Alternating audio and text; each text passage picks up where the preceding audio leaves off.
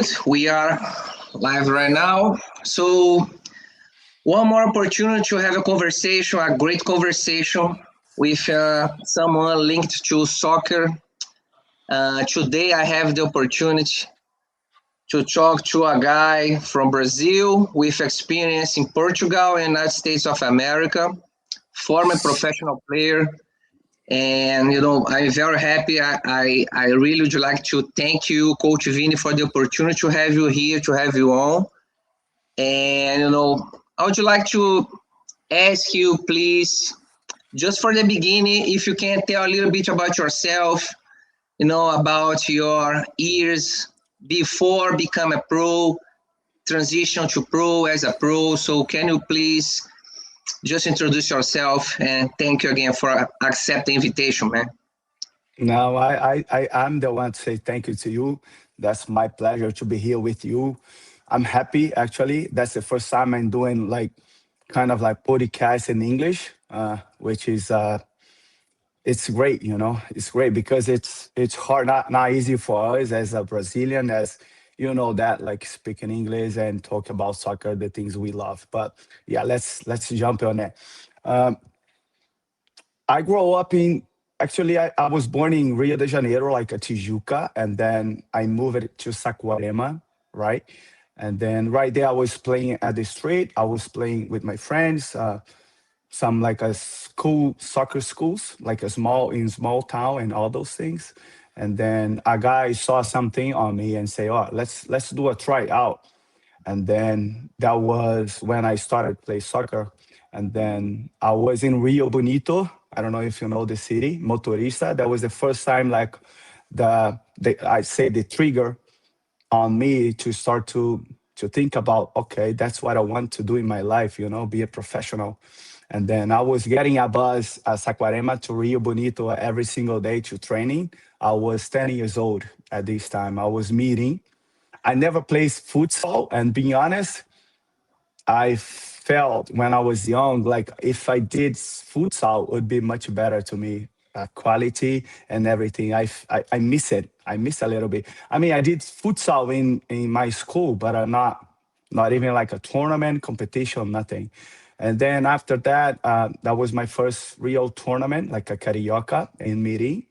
I went to Cabo Friense, and then that was like things start to be seriously in Cabo Frio. I moved it to my mom, my parents' house to Cabo Frio, and then I start my career as a youth professional player, right? Like a 12 to 19, I lived in Cabo Frio, away from my family, follow my dream, and try to become a professional player, just trying, right? And then, yeah, basically that was my youthy development. I was in Cabo Frio with friends, living over there. Big challenge to leave my family house when I was 12 years old, cry every night, try to adapt myself over there, live with kids, friends, and just still have a lot of friends from that time.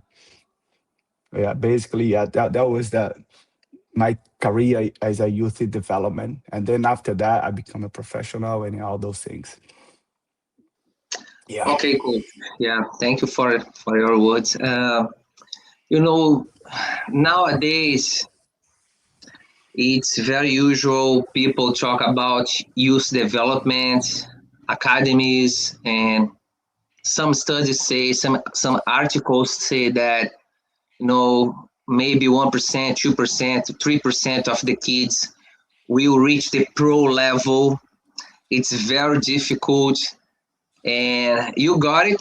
You became a soccer is a pro guy. And can you share a little bit about this experience, specifically in this window from, like, let's say 17 years old, 16, 17 until 21, 22 years old, this window, how it worked for you, to become a pro, and the challenge you had. Can you share a little bit for us, please? No, definitely. Yeah, that's funny because like when we are like 12 to 15 or 16, we can say we have a big dream, and then we always think like, "Oh, we're gonna be a soccer player. We are good. Everybody say we are good. We're gonna be a soccer player, professional." But when we get on that age, I can say 17, as you said, to 19, you start to doubt yourself. I doubt a lot of myself as well. Like, oh man, especially you working at like small club, right? In Rio de Janeiro, and then when you're gonna play against Flamengo, you lose the game like a 5-0, and then I say, wow. I mean, it's I'm not gonna become a soccer player. I'm losing a lot of games right now. It's not the way I think. Like you see a lot of good players getting professional, and then you're still there, and then you're still there. You start to doubt yourself. I remember I was in the bus going to the session, and then we have all the youth players together, the semi bus with professional players, and then one guy, his nickname is Tijolo. He says to all of us, like, and then I took it to me, hey guys, something like this, guys, believe on me, I'm 35 years old. I became a soccer player when I was 27 years old because I didn't believe a lot in myself. But believe in me, just keep going. When you have a doubt in yourself, just keep going, keep going. Don't worry, because you're gonna have that inner voice on you. Because as human being, right? Like you cannot make it, you cannot do it. You are tired. Just stop it. Sometimes you have those kind of thoughts, and then you, on that age, on that time we don't have any help, psychological help. We didn't have it. We got to fight against it, right? We with our doubts and everything. But I remember, and then I got these words. I was like 18 or 19. I say, you know what, I'm gonna be a soccer player. I don't know where I'm gonna reach, but I'm gonna be a soccer player. I don't know how much money I'm gonna get, but I'm gonna be a soccer player. If I get 1,000 monthly, I'll be happy. If I get 10,000, I'll be happy. But I'll be soccer player. And then I remember that was the click on my mind. I say, no, I have a lot of doubts, but I'll be soccer player. If I play second division, first division, but I'll be soccer player. I'll do everything to become a soccer player. That I remember that day I was in the bus. That's funny. I'm a coach right now, and then I coach at that age, and I tell the same history to my players. Guys, you're gonna have doubts, so just keep going. That's normal. Keep going. Yeah, that's funny. I think that's on my book as we're gonna talk about that later, right? It's on my book as well. Yeah. Yeah, it's interesting because if you make a comparison nowadays, many people work with sports for youth development, work with youth development. They say this new generation, these teenagers, youth development age, they have a lot of trouble to deal with frustrations.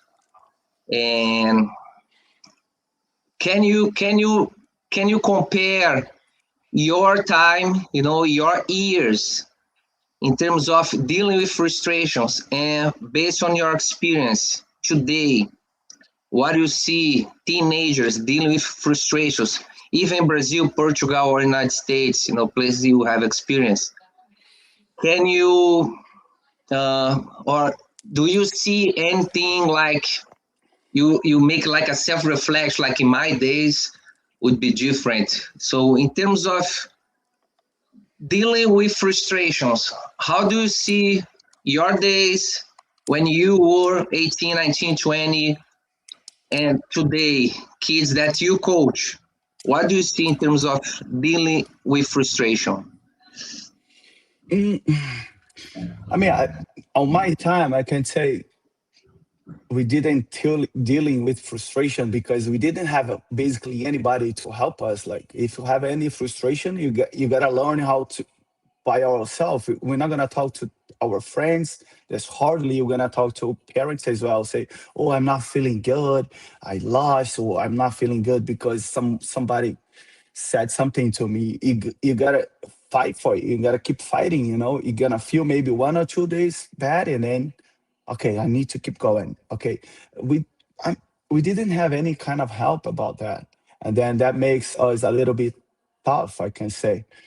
But if you get nowadays, if you get the right help, the help just guide you to dealing with frustration, it's great. But if you start getting people pretending to help you, but just say, no, I understand your feeling, but you're right. And I always say to the people, no, you're right. Instead of say like a fighting against or guide them or asking question for these people to fight against the frustration. That's the point. But yeah, I got a frustration. But sometimes when I was like a wrong, that was my frustration being like in a wrong way. And then I was on the phone with my daddy and say, "Hey, daddy, I don't like this, or I don't like my coach, or I don't like this because of this." And my dad say, "Hey, listen, that's a part of your life. You gotta keep fighting. What you want to go back home? You can come back home. It's fine. But right here, you gotta study, you gotta work. Up to you. But that's life, Vini. That's or you go through it, or you're gonna stop. That's up to you. I know that's hard, especially when you go to a high competition level. Yeah, like you gotta win, but you gotta learn how to dealing with frustration, competition in the club, competition outside. It's I know that's not easy, but you gotta keep going. But yeah, compared today, people say kids a little bit softer, right? But I don't know, man. Depends on the country as well. Like in Portugal, they try to raise kids a little bit more tough. Right here is a little bit, not all of that. I cannot say all of the kids, but maybe too much empathy with the kids. And so, of course, you gotta have empathy, but you gotta tell the truth here as well a little bit. It's not just say what they want us to say. Sometimes you gotta say something they need to hear from us. I think that's that. You need to find the balance, but people are different. Some people receive messages in different way. That's the hard thing. That's why I love being soccer coach because every year we change the way we change our team, and then you gotta change the way we talk to the team. And what works yesterday maybe not gonna work today again. That's why I love it. Yeah, makes sense. Makes sense. And if you know, if you take, uh, let's say, couple years ago, maybe 1 2 years ago, let's say you were in Portugal, and let's take the Portuguese experience as a soccer coach. Now you have your American experience as a soccer coach. What could you tell me in a positive way, something that caught your eyes, you saw, you said, oh, that's very nice, I like that. What can you tell in this direction from the Portuguese way to create, to produce new players?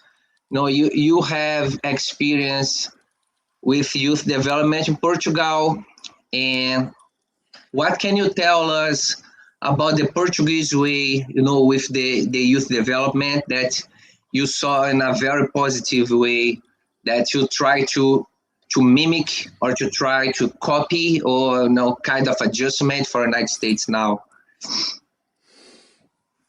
Yeah, I copy everything, but from everyone. But in Portugal, that was my study, right? I have a lot of things from Portugal because I lived in Portugal almost 5 years. I got UEFA license there, C license, and B license. And the first 2 years, I was working in Benfica, right? That's like the biggest club in Portugal as a youth development, as a young players. But one thing that really took my attention over there was Benfica. They have 36, 38, let's say small schools around the whole Portugal, and they control all the kids and they control all the coaches. I was working in Algarve in the south of Portugal, and I have coach education basically 4 times a year. All coaches, like top coaches from Lisbon, come to Algarve and teach us a Benfica way and get to know all the kids. Stay with us for 2 3 days. So basically, they control everything. We gotta coach the way they want us to coach. The methodology, they teach us everything about that. Some of them I learn more there than in the UEFA license. And then, so basically, that's the big difference. They develop a lot of players. That's a small country, right? They can control all the kids, and once they get one good player, they put over there in Seychelles, and they develop the kids with patience, with uh, all the support he needs, and so they became a soccer player. In Brazil, we have a lot of talents, right? If one talent's not that good, passing in a bad moments, okay, he's out. Let's get another one. And then if this guy, new guy, is not that good, oh, he's out now. He's not good as I was thinking. So let's bring another one. But yeah, like in Portugal, they try to build it. Once they see talent, they try to build it, one by one, individually. Yeah, basically that's why I saw a lot of good players over there, and the methodology is great. And then right here in US, I remember, I don't remember the question, man. That was the difference between US and Portugal. That's what it went. Yeah, my idea is to try get from you if you have something that you saw in Portugal and you said to yourself, "Oh, this is very nice. I can make maybe I can try do this United States of America." You know, some methodology, some style, some concept, some idea, and thing like this that you saw in Portugal and you think maybe can you be useful in United States. Yeah, basically, I get from Portugal, I get from Brazil as well when I was coaching there. The intensity is different a little bit.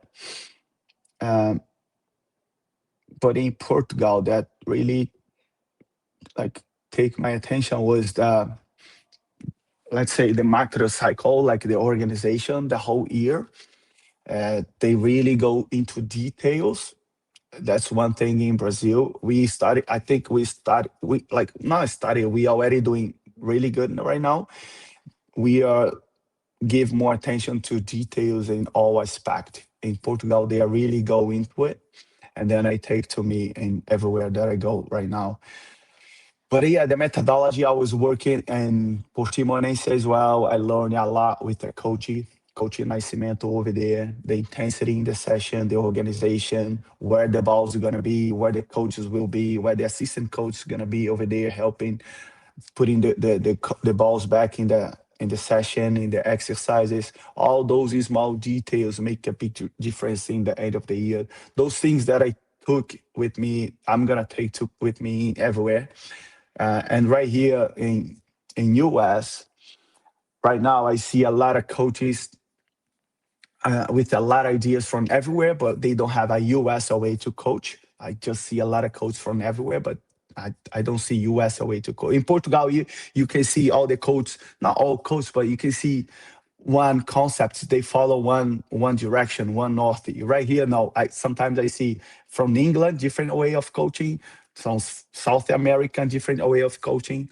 But yeah, yeah, basically, yeah, that's hard to say those things, but yeah, I have my own way to coach you, but I pick a little bit of everywhere. I saw a lot of good coaches as well as in Brazil, coaches that was my coach about leadership. Those guys really simple, and then now I see, man, these guy really simple guy. Like they know how to put the group together. No fight in the group, no nothing. That was a simple way of leadership, and all of those things is a strategy, right? That's, and then I didn't realize when I was a player.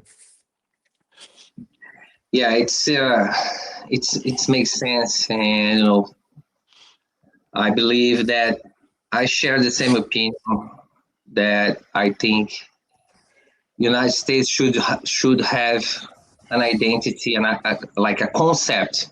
You know, good or bad, people agree, disagree, but should have a concept. That's the concept. That's the idea. That's the kind of player we want. But you know, it is what it is. Yeah. And I would like to ask you, you know, nowadays you coach youth development. Once the players start to reach 18, 19, 20 years old, lots of temptations start to show up, you know, party, drink, women, money, a lot of things that didn't have before. So yeah, it's a young person with a lot of opportunities, a lot of directions to go, a lot of distraction. So, what can you tell for the young players? You know, one day you had this situation in your life, one day you were 18, 19, 20 years old young player with a lot of things, a lot of temptations. What can you tell for the new generation that nowadays is even worse, you know, because of the internet, cell phone, you have even more distractions. Today, you have even more options and ways to lose your focus. So, what, Yeah. based on your experience as a former pro, what can you tell for this new generation to, keep their focus and don't lose their pathway? To have to try to have balance in everything in life, but basically the balance, that's the key. But what can I say to them? As they are in the important stage of their life uh, to become a soccer player or not become, or not not being a soccer player. But that's important. That's 3 years they need to focus. If they really have a big dream to be a professional soccer, that's this right there. Just one more step or two more step, they're gonna be a soccer player. If they're not folks, they're not gonna get there. That's why you will have just a few players, especially in big teams. They don't become a soccer player because they lose the folks, phone, women, and alcohol and night, because they already kind of superstar, right? They already get a lot of money. Those kids, especially in Brazil, not here, right? Here kids, they usually pay, right? Pay to play soccer. But on that age in Brazil, if you are already in a good club, youth development, you get a lot of money, and then you lose your. If you're not ready, you're gonna lose it. You're gonna lose for the system, right?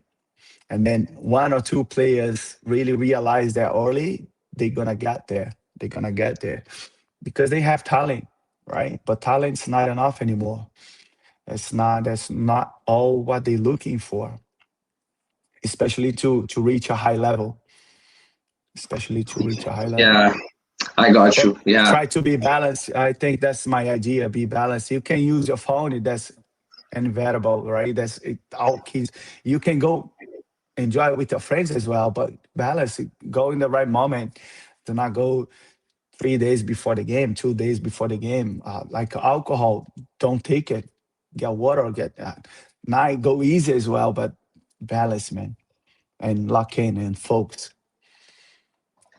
Yeah, it's difficult because, let's say a young professional player, it's in his hotel room and nobody knows what he's doing. Then he can stay internet or laptop or anything like this until 2 a.m., 3 a.m.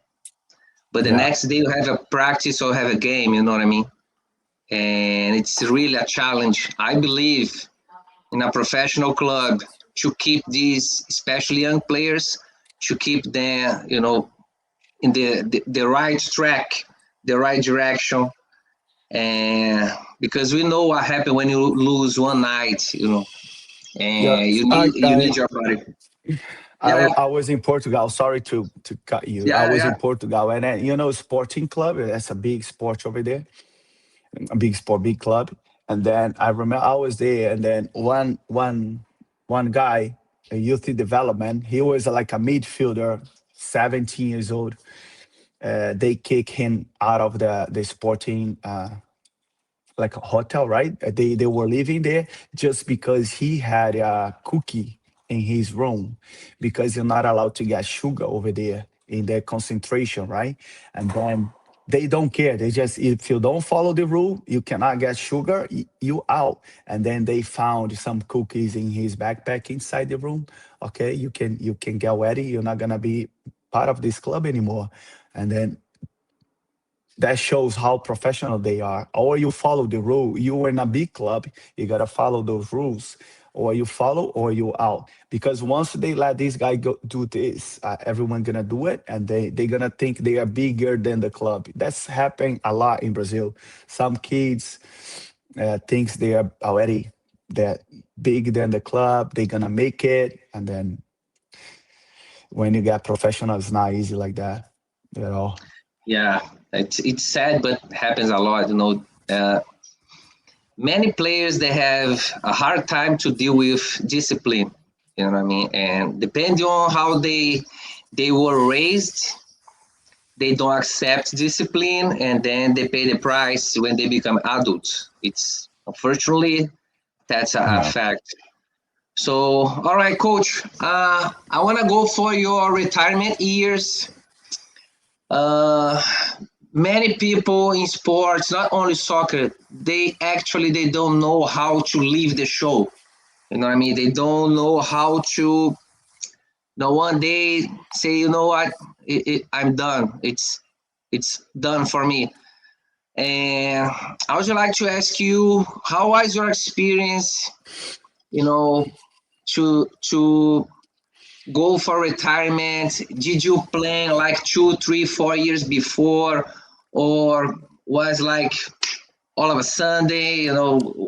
How was your experience going for retirement? I think it's an important moment because you finish your career, but still very young. And Yeah, many that was. players, yeah, they don't know what to do. They are maybe 37 years old, pretty young, but they don't know what to do. So, how was your experience for retirement? Mine was out of Sunday as well. Like, I, I, a lot of friends of mine said, you like, you retired, you stop it, you're not playing anymore." Yeah, that was out of nowhere, really. I got an injury right in my knee.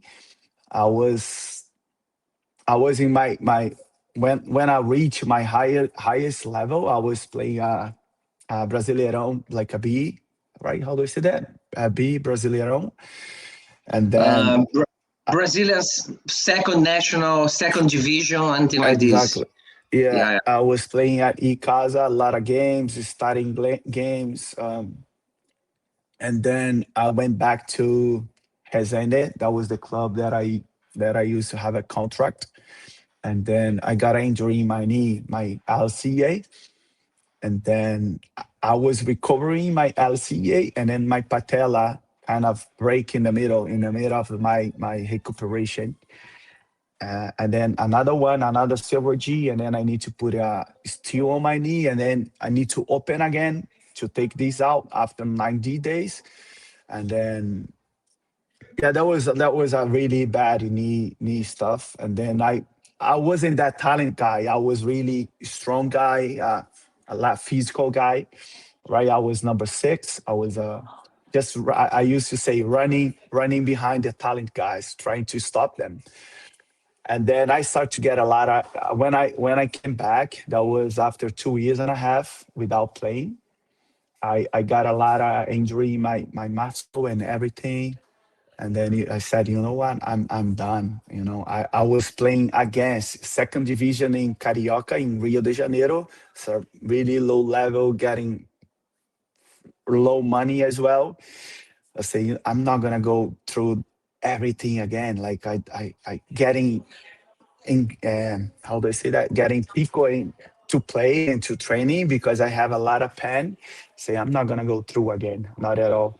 And then I had a ticket to come to New York, and they'll say, you know what? I think I'm gonna try a new stuff, a new thing. I was studying as well to be a firefighter, but I didn't pass it because at the middle I got the ticket. Say I'm not gonna study anymore. I mean, if I pass it, it's fine. I'm gonna became a firefighter. But if I don't pass it, I'm gonna go to New York and try a new life and see what's gonna happen. And then 2014, I came to New York, and then I saw the whole new life. I say, okay, I wanted this. I want to do those things because I was living in a bubble, right? I was living in a bubble since I was 12. Just soccer was my life. Soccer, soccer, day and night, talking about soccer, living soccer, getting money from soccer. That's I always living in a bubble, basically. When I broke the bubble, I say, wow, I like it. I'm going to start learning English. I start studying, go to university and everything, working. And then that's why I become I start to go into a soccer coach because I never thought about being soccer coach as well. In my life, I was like, okay, I'm gonna be a soccer player, gonna make a lot of money. When I retired, I'm gonna just relax, just do something easy. I don't wanna do nothing about soccer anymore. But that was the opposite. Now I live soccer Monday to Monday right here in US. And I love, being honest, I love much more being a soccer coach than being a player. Oh yeah, it's much better, right? To have to physically Yeah, is much better for sure. yeah. But Okay, I coach. never have any plan like when I retired. Okay. Your knee suggests you to retire, right? Kind of, yeah. Yeah, yeah. That was All like right. this. Okay. You said about 2014, so I have to ask you, especially you because you play as a pro. So I would like to listen to your opinion. 2014, we had that game, Germany 7, Brazil 1, and I'm gonna tell you my opinion. I'd like to listen your opinion. My opinion is they didn't have the mental preparation to deal with something that they never expect to happen. Like Michael Phelps, there's a video from him saying that before the Olympics, he was ready to all scenarios. Good scenario, bad scenario, if something happens, he already planned before. He was just ready for any scenario. So I don't believe they were ready to, you know, let's say Germany score 1, 2 goals in the first 20, 30 minutes, something like this. I believe it was too much. Like, what is going on? And then the brain, oh, you know, shut off, all black, like total blackout. What to do? Chaos. And that's my point of view. Mentally, they were ready to deal with this kind of frustration in the first, let's say, 20, 30 minutes of the game. And that's my opinion. The issue there was very mental from neck up. And how do you see that game in terms? I don't know, maybe you have a different opinion. Maybe you think, no, they should play with a back five line or a back four line. They should do this. How do you see that game for that kind of situation that maybe 100 years we're gonna see something like this again?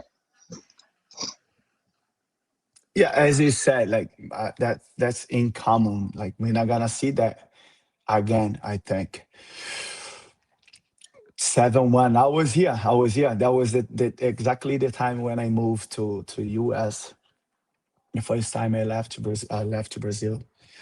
That was a shock for us as a coach. It was a game change, right? And after that, all of us was like, okay, we need to change our path. We need to to study a little bit more and to get better as a coach, right? I think for us as a coach was a game change a little bit, but I don't know what happened. Like just those guys were on the pitch, they know it. From what I heard, they said they never thought it about it. They, as you said, they wasn't ready to lose the game 2-0. They were so motivation. They have so motivation in that game. Like, okay, we are playing Maracanã, our field, our home. We're gonna beat them. We're gonna go through them. They never thought about, okay, if those things happen, what are we gonna do? If those bad situations that happen in the game, what are we gonna do? Maybe they were playing a little bit about motivation, and that World Cup was like this, right? That's what they said. Marcelo and all those guys. I saw the interview, but yeah, there was a blackout. They don't know how to explain. I Who am I to say something about that, right?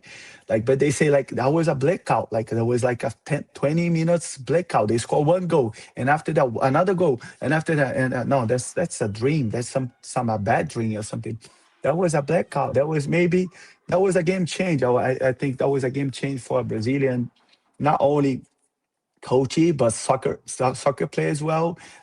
We need to be more mental. We need to be more mental strong. We need to be more mental prepare as well. Prepare for frustration, and then do not go like just about motivation anymore. Not go just about we have the best talent right here in Brazil. Now we need to see that like a soccer change. It's more athletic right now. It's more about tactical right now. It's getting more knowledge in the game, more session as well, exercise or exercising. When I was a player, I think you were like a player as well, futsal. I used to run maybe Monday, Tuesday, and on Wednesday, I used to wear running shoes, not even put my cleats to training. And now I was running interval 7 kilometers in beach. I was running like this, and nowadays we don't do that anymore, right? But they were doing those things as well at that time, and that was a game change. But they don't know how to explain. I don't know as well. I don't know what happened there, being honest. But that was right here, right? Basically. Yeah, yeah. There's a phrase in the army. They say, in the shadow with food in your stomach, everybody's the same. So when things get bad, and then you start to see who is who. Yeah, exactly. So, Yeah. you know, I believe When the nowadays we room know that. Say again? when the room is dark and then you see who you are, right? Kind of like this. Exactly, yeah, because, you know, now we know that our brain has two guys that will make the decision. The prefrontal and the amygdala, the limbic system. So if you are emotional, the amygdala is going to be the boss. If you are more reason, the prefrontal is going to be the boss. So it's depending on your preparation, one or another is going to be the boss for your decision making. So that's why I believe that their problem was from the neck up. But yeah, okay, thank you, coach. I want to go before we talk about your book. I want to ask you about one topic that I love because a lot of people say a lot of things about it. People say in Brazil we don't produce the number 10 anymore. So you play as a six, you play in the midfielder. Looks like you play a little bit more on defense, observation of the game, or more, defensive way. But many people say in Brazil don't produce a number 10 anymore. We don't have the classic number 10 anymore. So how do you see that? I think not. That's a hard question, man. Like I can't. But not only in Brazil, that's everywhere. We don't produce 10 anymore because soccer start to be more athletic. They are running forth and back. Like every team produce number 8, like a box to box. That's what they want. And number 10 used to be a guy play only with the ball, right? When the ball get on this guy, he gonna find those through pass. He gonna find the passes. He's a talent guy, and a little bit kind of we don't have time for this guy anymore. Everybody got to run without ball. Everybody need to occupy their position without ball. I don't think that's about Brazil not producing number 10 anymore. I think that's about what soccer asking us to do because it's so physical right now. Unless but you have a lot of good players as a midfielder. They're gonna find those passes, but I think soccer do not let you guys us have a number 10 playing only between the lines, having a clear mind all the time to receive the ball and think about the game. Like I think the last one is Ganso, right? And after that, we don't have anymore. But Me as a coach, if you ask me, oh, you wanna Ganso in your team? I mean, maybe it's gonna be strange, but I'll say no. I'd rather have a guy like gonna help me in another way. But if I already have him, I'm gonna try to use him and put him in a good position for because he's a right is a top player.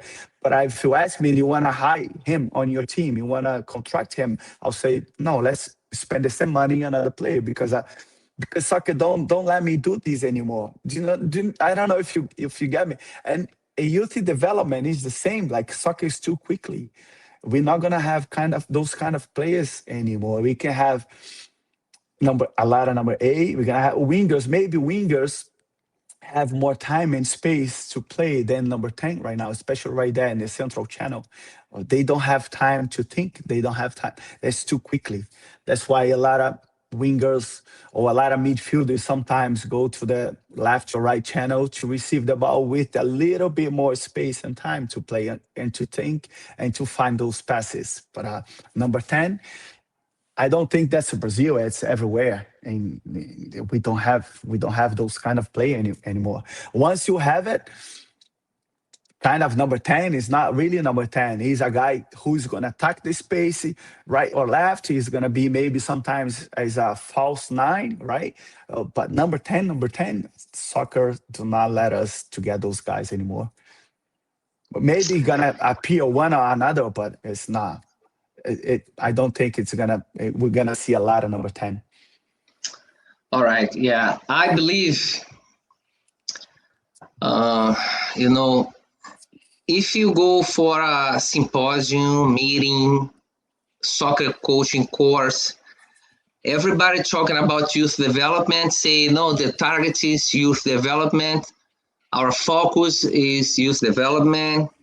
The purpose is youth development. But at the end of the day, you have to win. So I Yeah, believe, youth coaches, they don't see or they don't want to see number 10s because if you coach a U15, U14 team, a number 10 guy, a player that is very fast here, but not with the legs, this kid doesn't help you to succeed winning games. You know what I mean? And I believe this is going to create some kind of pathway for coaches, just like, you know what? This kid is very good. He uses left foot. He uses right foot. He can go to the left. He can go to the right. He can shoot from outside the box. He can find a passing line. But if he doesn't have the intensity, because you have to win in your U14, U15, you have to win. You look for him and say, oh, yeah, but sorry, buddy, I'm gonna put the other one that's much yeah. more explosive. You know what I mean? Today it's Maybe about it's duels, right? It's about duels. You gotta win duels with ball and without the ball. And when I say duels, not marking, but with ball, you gotta be able to beat the opponent. You gotta be strong, let's say. But yeah, yeah, but I yeah, think it's everywhere. That's not only in Brazil. And then yeah, I yeah, think you're right. Youth development. Everybody says, "Oh, right here we develop." But yeah, at the end of the day, even here, kids, right? They pay to play. I know parents are nice. They are nice. They are good, but they want to win. Parents harder than the coaches. We don't have the same pressure here, but they want to win. You were there. You saw it. 7 years old, parents was asking us, you guys don't have any corner kick tactics? They don't know how to walk yet, right? They are like 8 years old. They are learning how to walking backwards. You want us to teach you how to do a corner kick? That's crazy. But I, yeah, I don't yeah. think that's about number 10. You're not gonna see number 10 anymore. I think we can see a lot of wingers. Maybe we'll change at some point because soccer go forth and back. Yeah, yeah, They go to one direction and go back to that, and then say, "Oh, now we need to do that again." And then someone create a new yeah, style, yeah. and then let's do a new style. And, let's go back to the. That's kind of like this. Go forth and back. That's true. Yeah. All right, coach. Going from number 10 to number 10, You played against Ronaldinho in Maracanã. Yeah, So you played against a number 10 guy, very skillful, very smart, intelligent, fast from the neck up, especially. And you have your book, and I believe this experience, to play Maracanã against Ronaldinho. I wanna share here your book. Let's see. That's your book, right? yeah, yeah, exactly, yeah, So yeah, right there. that's your book. On the field, in life, beating challenges. And I know you don't have the English version yet. It says when the pit bull, from Madureira stopped Ronaldinho, the magician, the from Flamengo. Yeah, And it's a very nice. Congratulations for your book. It's not easy. It's not. It's a big challenge to try to share your opinions, reflection, experience, background, with people about your career. So, what can you tell us, about your book, and why, you became an author? What happened? Your wife told you to do this, or someone in your family. How it starts to, have a book after you finish your professional career.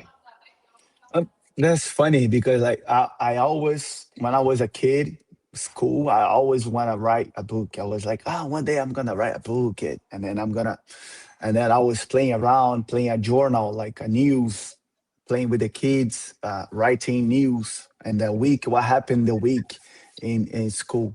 And then I was in Portugal. I got a little time. I said, you know what, I'm gonna start to write my own book, and see. And then that was my first thought. I'm gonna make it easy just to tell them a little bit about my history, and not gonna go into everything, all the details, and see what's gonna happen. And then I start writing. That was kind of quickly.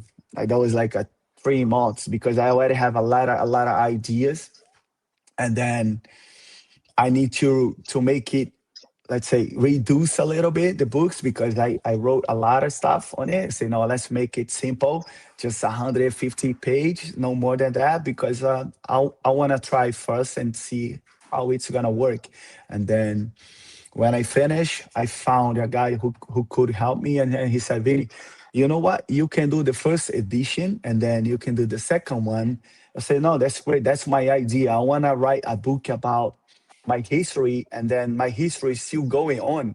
And then the second edition, I'm gonna add more pages at the same book. I'm gonna add it, and then I'll see where it's gonna go, right? And right now, I'm already thinking about to keep going the history a little bit, and then to put in English because that's easy. I can say that's for kids. That's not for I grow up, man. That's for more for kids because that's a easy reading. That's easy to read. That's quickly. That's for 18, 19 youthy kids, I can say.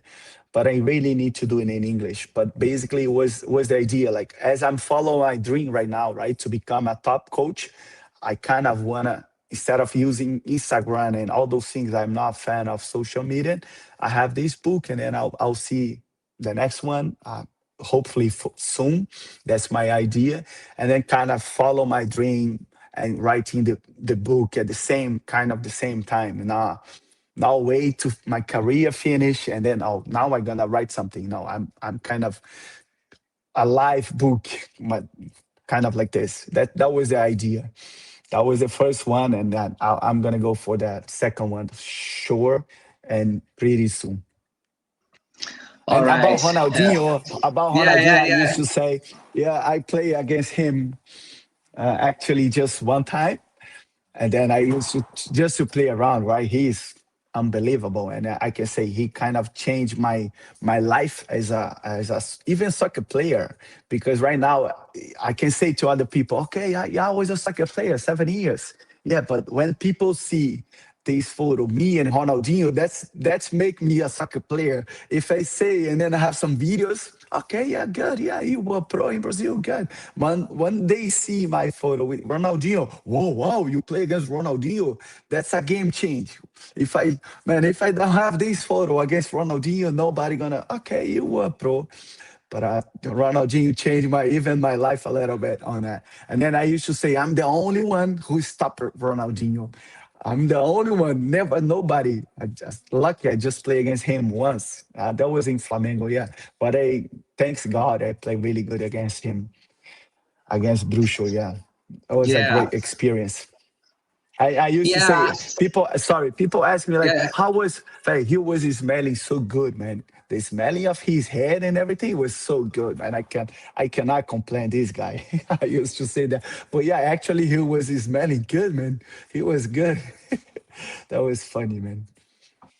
All right. So I was about to ask you, you know, you played against Ronaldinho Maracanã, and when the game finished, when the referee blew the whistle, what did you have in mind? What did you uh, think in terms of soccer capabilities, soccer skills? I believe you play against him. You saw in real life, better than anyone because you were very close to him, controlling, passing, playing off the ball. You played against him. Why did you think when you finished the game was like, wow, this is the or that is the situation? Why did you have in your mind like that's why he's so different in terms of neck up, what call your attention in terms of skills, anything, what call your attention after the game was over? Ronaldinho, I didn't got him when he was at like a top player, right? He was playing Barcelona, he was playing PSV as well. When he was his top moments, he was in Flamengo, he's still good, like Ronaldinho, right? And after Flamengo, he played Atlético Mineiro, and he won the Libertadores as well. But he's different. But on that game, it's kind of strange to say that I was on my top age as well. I couldn't feel it because my game like really battle with his game on that game. But I know he's unbelievable. But I played against. That's funny because some people ask me the same. But he was different, right? On that game, no. But I got some players that I felt like, man, this guy is like really different. I couldn't stop him. But that was Thiago Neves and that was Conca. You know Conca, right? And I played against Conca Fluminense. I said to myself, like, I can't reach this guy, man. He was so quickly, like everything. When I saw he was like 2, 3 steps ahead of me and all the time. But that was Conca. That was the player that I play against with in the middle. That I felt like, man, this guy, I cannot stop this guy at all. And this team that was crazy, Fluminense. But yeah, Ronaldinho is Ronaldinho, right? But on that game, like when the time I play against him, you can see he has some touches and everything. But that was a good game for me on that day. But he's unbelievable, man. He's top 5 players in the world easily, right? And I'm happy to play against him because, as I said, he changed my life. After that game, that was only one game, right? And after that game, I got called from like 3 or 4 teams. They say, Vini, you want to come here to play national second division? That was after the game. Everybody knows me after that game. Even in my city, like on the day before, after the game, they say, oh, I was in the news and everything. Say, oh, Vini, you a soccer player. I was like, meia hora and all those news, like a paper news, like and people realized that I was a soccer player, right? But that was after Ronaldinho. I keep saying that he changed my life. He doesn't know that, but maybe he changed my life. That was after him. And then I'm gonna say All to right. him, hey, Ronaldinho, I'm the only one who stopped you, man. I'm the only one that can say that. All But right. All yeah, right. he's Yeah. Okay, coach. We're very close to wrap up, and I want to ask you my last question. You know, I would like to listen to your reflection, opinion. You said about Conca. For those that don't remember, Conca was an Argentinian player, right? yeah, Very, very, very high level. yeah. Top of the class. Yeah. All right, coach. My last question for you. I would like to ask you about Neymar. Brazil. We had a couple of days ago the national team. The the players and many people against Neymar. Many people in favor of Neymar. Some people say no, he's done. He's too old. Other people saying, but he's still the different one, the different level.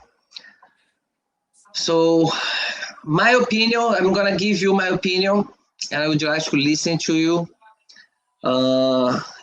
If I'm the coach, I would talk to him in a person way, face to face, and listen to him, what he has in terms of motivation for the World Cup. I know he doesn't need money, he doesn't need none of this. The motivation in terms of as a player to compete, intensity, challenge. I would talk to him face to face and try to identify which level he is for compete, Mhm. how thirsty he is, and then I would make my decision. So, of course, I didn't talk to him, so I don't know. But how do you see that? How do you see Neymar? Like in Portugal, they have Cristiano Ronaldo, the same situation. It's not a young player anymore. Some people say, oh, it's last year, or maybe one more year. So these, you know, details. How do you see Neymar in the World Cup? In a couple weeks, around the corner. Yeah, that's a good question. But if I were the coach, I'll take him. I think he's different from all players. I think he can make difference in some games. I don't know if I were a coach, I would start him, but that for sure I'm gonna use him in some important moments in the game because he's different. I'm not saying about his lifestyle, but inside the field, he's different.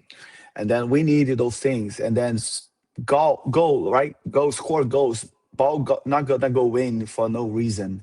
Involves a lot of stuff and World Cup and involve fans, involves a lot of stuffs.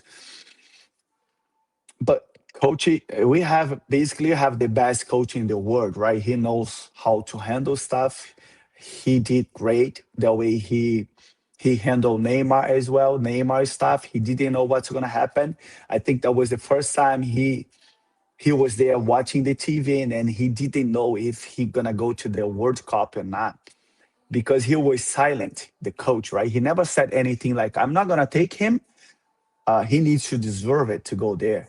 And he was fighting, he was trying, even though he's getting close to retired. But I think he has a big history in Brazil, in a lot of clubs as well. He's unbelievable. It's not only me saying, if you ask a lot of top players, top defend players, they're gonna say the worst guy that I got, the best guy that I got, that was Neymar, right? A lot of people gonna say that, and he's talented. We needed those kind of guys in the cup. I would take him easily, but I think the way Ancelotti. handle all the situations, all this stuff. Like that was the last minute. That was great because Neymar realized he's not the superstar. He's he's important. He needs to deserve to be there, and he was fighting and trying always to go there. I think that's great. The only things that concern me it's about the environment, but I think man, Ancelotti gonna handle all the situation, the environment around Neymar. He gonna take his stuff. He gonna have any advantage in the concentration in the hotel, how it's gonna be handled.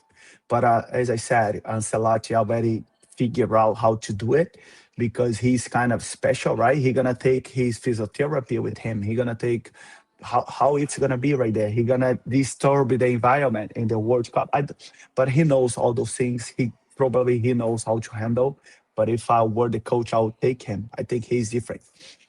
I know that's sad because you have a lot of good players. You're gonna let one player out, but I think he deserves to go there. That's gonna be the last one, and hopefully, he became the superstar for all kids because he could be a top guy. He chose to be a top guy in the field, and now I think he's trying to become a top guy out of the field as well with his family. He's another guy. Hopefully he do good over there, and hopefully Brazil get the World Cup for us, my boy. That's the idea. Because that's you know that like we a coach, that's a game change for us as well. Uh, pe- People start to respect us again as a coach out of the country. Yeah, yeah. Hopefully, things goes well, and it's I don't know, but sometimes it's good when people see you as an underdog, you know, But and we kind of underdog. Like yeah, yeah, they know we can have it, but we are not top. We're not like Argentina right now. We're not like yeah, France right now. yeah. That's the point, Sometimes, If you know, can right be here, what happened? What happened with Brazil? Brazil's not doing good, right? What happened, Brazil? Brazil's not gonna win. For the oh yeah, man, we always have a chance. We'll see. yeah. Sometimes a good point, people Yeah, don't believe don't you. believe it. Yeah. Exactly, Let's see. That's what happens. Okay, coach. Thanks so much. I really appreciate the opportunity to talk to you, listen to you, and you share your experience, you share your background, as a former pro and now a coach, your book. So thanks so much, and hopefully you have more conversations like that in near future. I really appreciate the opportunity. Thank you. No, no, thank you. That was great. Yeah, definitely. We need to do more and talk about like only coaching and teams and all those things. Yeah, that was great, coaching. Thank you, Igor, for All the right, thank you, opportunity, man. coach. All Bye right, bye. take care. Okay, bye bye. Bye bye.